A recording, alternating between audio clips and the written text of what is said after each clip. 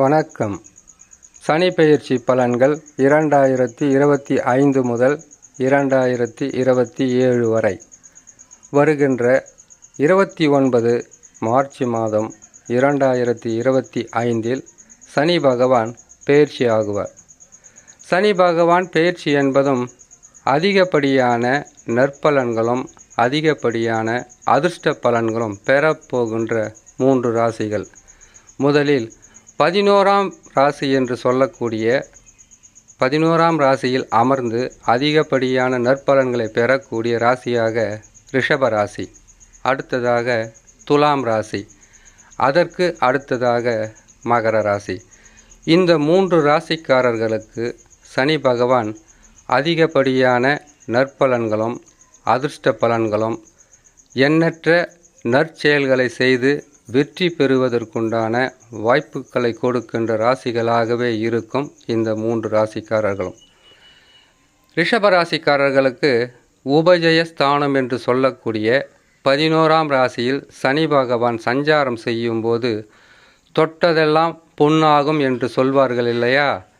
அந்த நிலையில் உங்கள் வாழ்க்கையில் எண்ணற்ற அற்புதங்களும் எதிர்பார்த்திடாத அதிர்ஷ்டங்களும் குடும்பத்தில் சந்தோஷமும் நீங்கள் நினைத்ததை செய்து சாதிக்கக்கூடிய அளவிற்கு மிகப்பெரிய ஒரு யோக பலன்களை கொடுக்கின்ற ஸ்தானத்தில் அமருவது சனி பகவான். எப்பொழுதுமே சனி பகவான் 3 இடங்களில் மட்டும் அதிகப்படியான நற்பலன்களை அள்ளி கொடுப்பார். அந்த ராசிகளுக்கு எத்தனை தடைகள் இருந்தாலும், எத்தனை பிரச்சனைகள் இருந்தாலும், எவ்வளவு கஷ்ட நஷ்டங்கள் இருந்தாலும் அதிலிருந்து அவர்களை மீட்டு பல வகையான அதிசயமான நற்பலன்களை தரக்கூடிய அமைப்பில் அமருவதுதான் இந்த 3, 6, 11. அந்த வகையில் 11ஆம் இடத்தில் ரிஷபராசிக்காரர்களுக்கு சனி பகவான் அமர்ந்தால் தொட்டதெல்லாம் பொன்னாகும் என்று சொல்வார்கள் இல்லையா? அது கனவாக இல்லாமல் நினைவாக மாற்றி உங்களுடைய தொழிலா அதிகப்படியான வளர்ச்சியாக இருக்கும். உங்களுடைய வியாபாரமா எதிர்பாராத அதிர்ஷ்டங்களும் வெற்றிகளும் வந்த வண்ணமாகவே இருக்கும். இடம் வாங்கிறது முதல் கொண்டிருந்து வீடு கட்டுவது, திருமணம் செய்வது, புதிதாக வேலையில் சேருவது, வெளிநாட்டுக்கு செல்லுவது, தொட்டது உங்களுடைய வாழ்க்கையில் அனைத்து வகையான நற்பலன்களும் தருவதற்குண்டான வாய்ப்புகளை கொடுப்பது தான் இந்த உபஜயஸ்தானம். உபஜயஸ்தானத்தில் சனி பகவான் மட்டுமல்ல, எந்த கிரகங்கள் அமர்ந்தாலும் பல வகையான நற்பலன்களை அள்ளித்தரும். வாழ்க்கை என்பது இதனால் வரையில் எப்படி இருந்ததோ, சனி பகவான் 11ஆம் இடத்திற்கு வந்தால் நீங்கள் இருக்கின்ற நிலையிலிருந்து ஒரு படி வாழ்க்கையில் முன்னேற்ற பாதையை தொடுவதும், முன்னேற்ற வாழ்க்கையை அனுபவிப்பதும், எடுக்கின்ற முயற்சிகளில் எளிதில் வெற்றி கிடைப்பதும், குடும்பத்தில் இதனால் வரையில் இல்லாத அளவிற்கு சந்தோஷத்தை கொடுப்பார். இதனுடைய பதிவை தனிப்பதிவாக போகிறோம், கேட்டு பயன்பெறலாம். அடுத்ததாக துலாம் ராசி.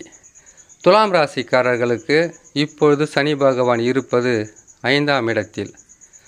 6ஆம் இடத்தில் சனி பகவான் வந்தாலே 6ஆம் இடம் என்பது நோய், கடன், பகை, எதிர்ப்பு, இந்த 4ஐயும் போராட்டமே இல்லாமல் வெற்றி பெறக்கூடிய அமைப்பில் அமருவார் சனி பகவான். 6ஆம் இடத்தில் வந்தாலே உங்களுடைய கண் பார்வை தெரிகின்ற அளவிற்கு எவ்வளவு தூரமாக இருக்கிறதோ அவ்வளவு தூரத்திலும் எதிரிகளோ எதிர்ப்புகளோ உடலில் இருக்கின்ற நோய்களோ எதுவாக இருந்தாலும் தவிடுபொடியாகி உங்களுடைய வாழ்க்கையில் இதனால் வரையில் இல்லாத அளவிற்கு வளர்ச்சி பாதையில் கொண்டு செல்வார். துலாம் ராசிக்காரர்களுக்கு எத்தனை பிரச்சனைகள் இருந்தாலும், அது நிலத்தால் பிரச்சனையாக இருந்திருக்கலாம், அல்லது எதிரிகளாக இருந்திருக்கலாம், அல்லது கோர்ட்டு கேஸு வழக்குன்னு அதுக்கு பிறகு கடன் தொல்லைகளாக இருந்தாலும் அதிலிருந்து முழுமையாக மீண்டு வந்து வாழ்க்கையில் எத்தனை நற்பலன்கள் இருக்கின்றதோ அத்தனையும் அடைவதற்குண்டான வழியை காட்டுவது இந்த 6ஆம் இடத்தில் சனி பகவான் அமர்ந்தார். சனி பகவான் 6ஆம் இடத்தில் அமருகின்ற காலமாகப்பட்டது 2.5 ஆண்டு காலங்கள். இந்த 2.5 ஆண்டு வருஷத்தில் உங்களுடைய வாழ்க்கையில் எதையாவது செய்து சாதிப்பது மட்டுமல்லாமல் நீங்கள் எதிர்பாராததை செய்து சாதிக்கக்கூடிய அளவிற்கு உங்களுக்கு தைரியம், தன்னம்பிக்கை, விடாமுயற்சி, செய்யும் தொழிலில் வெற்றிகளும், எடுக்கின்ற முயற்சிகள் அனைத்திலும் உங்களுக்கு சாதகமான நிலையிலும் அமைவது தான் இந்த 6ஆம் இடத்தில் குரு பகவான் அமர்ந்தால் கிடைக்கின்ற பலன். அது மட்டுமல்லாமல் உங்களுக்கு சொந்த ஜாதகத்தில் தசா மட்டும் வலுவாக இருந்துவிட்டால், நல்ல நிலையில் அமர்ந்துவிட்டால் உங்களுடைய வாழ்க்கை என்பது மிகவும் சிறப்பாகவும் வெற்றிகளை பெறுகின்ற மிகப்பெரிய ஒரு யோக அமைப்பில் மாறிவிடும். இதனுடைய பதிவை தனிப்பதிவாக போடுறோம், கேட்டு பயன்பெறுங்க. அடுத்ததாக மகர ராசி. மகர ராசிக்காரர்களுக்கு சனி பகவானை பொறுத்த வரையில் 3ஆம் இடத்தில் அமருவார். 3ஆம் இடம் என்பது முயற்சிகளில் வெற்றிகளை பெறக்கூடிய அமைப்பை தரக்கூடிய ஸ்தானமாகும். 3ஆம் இடத்தில் இருக்கக்கூடிய சனி பகவான் 7.5 ஆண்டு காலங்கள் உங்களுக்கு கொடுத்து வந்த தொடர் கஷ்டம், தோல்வி, பயம், நோயாளிகளாக மாற்றியது, கடனாளிகளாக மாற்றியது, நம்பிக்கை இல்லாத மனிதர்களாக வாழ்க்கையில் மிகவும் பின்தங்கி இருக்கக்கூடிய இந்த மகர ராசிக்காரர்களுக்கு வாழ்க்கை என்பது எவ்வளவு கடினமானது என்பதை 7.5 ஆண்டு காலங்களில் உங்களுக்கு தந்த கஷ்ட நஷ்டங்களிலிருந்து முற்றிலும் விடுபட்டு தொட்டது துலங்கும், நினைத்தது நடக்கும், கேட்டது கிடைக்கின்ற ஸ்தானத்தில் சனி பகவான் அமருவார். சனி பகவான் மட்டும் இத்தகையான சிறப்பான செயல்களை செய்து விடுவாரா?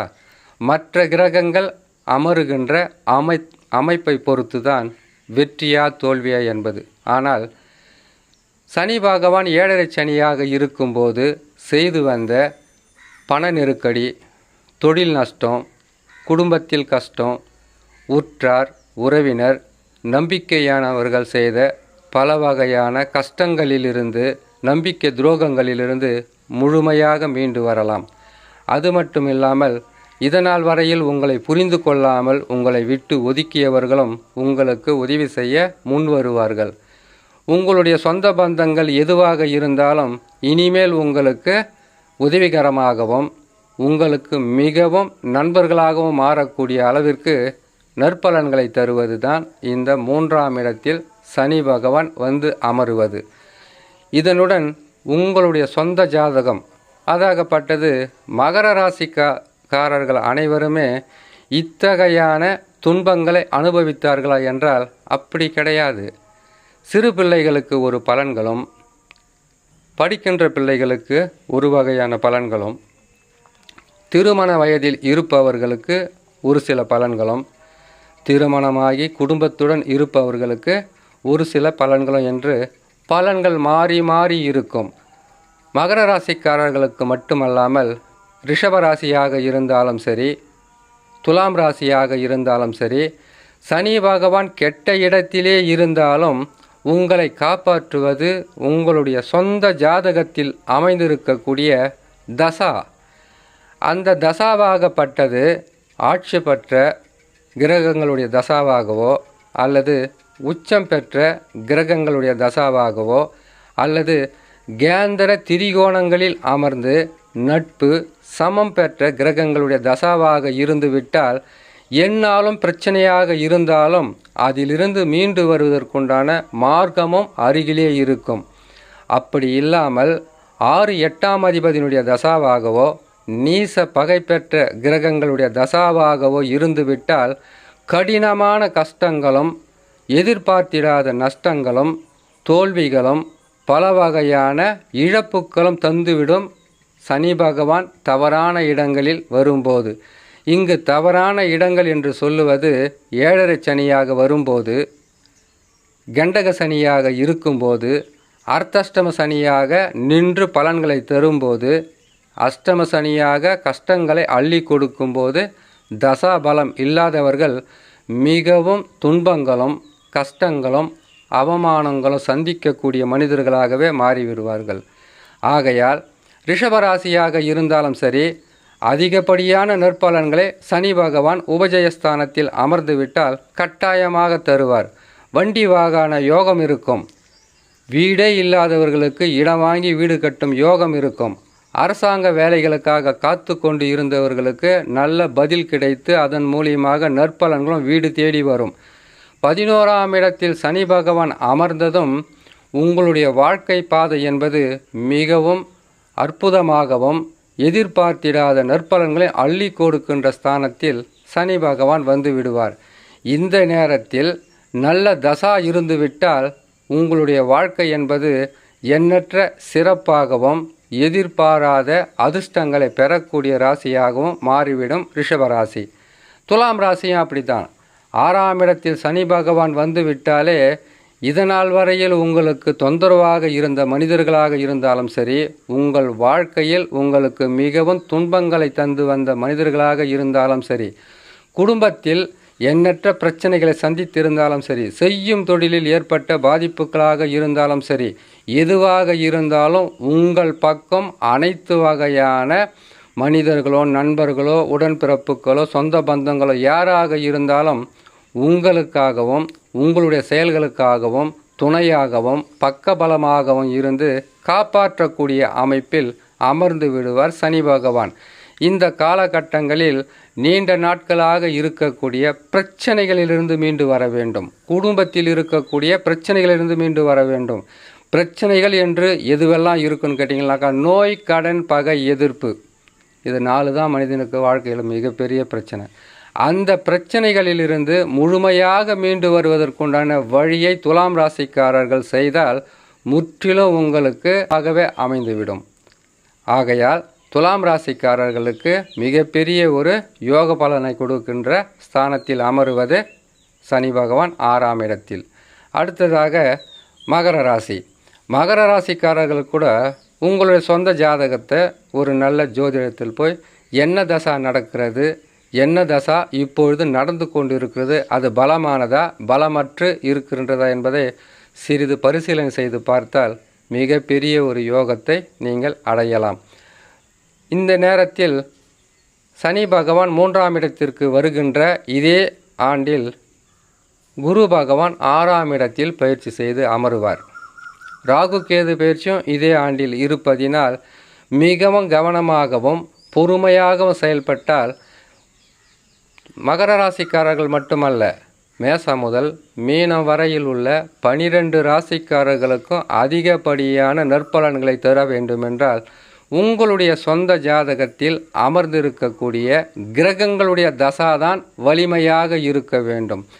அந்த வகையில் வலிமையாக தசாவாக இருந்துவிட்டால் எண்ணற்ற நற்பலன்கள் என்பது நடப்பது ஒரு பக்கமாக இருந்தாலும், எந்த விதமான கிரகங்கள் பாதகமான நிலையில் அமர்ந்தாலும் அதிலிருந்து மீண்டு வருவதற்கு முழுமையான சக்தியையும் அறிவாற்றலையும் நாம் செய்யக்கூடியது நல்லதா கெட்டதா என்பதை அறிந்து செய்வதற்குண்டான வழியை அந்த தசா கொடுக்கும். அப்படி இல்லாமல் பாதக தசாவாக இருந்துவிட்டால் நற்பலன்கள் கொடுப்பது போல் கொடுத்து அதற்கு பிறகு சொற்ப பலன்களாக மாற்றிவிட்டு விட்டுவிடும். அதுவே தசா நல்ல நிலையில் அமர்ந்து விட்டால் உங்களுடைய வாழ்க்கையில் எதிர்பாராத அதிர்ஷ்டங்களையும் பெறலாம், வரக்கூடிய கஷ்டங்களையும் உங்களால் தாக்குப்பிடிக்க முடியும் என்று சொல்லி இன்னொரு நல்ல பதிவில் உங்களை நான் சந்திக்கிறேன். நன்றி, வணக்கம்.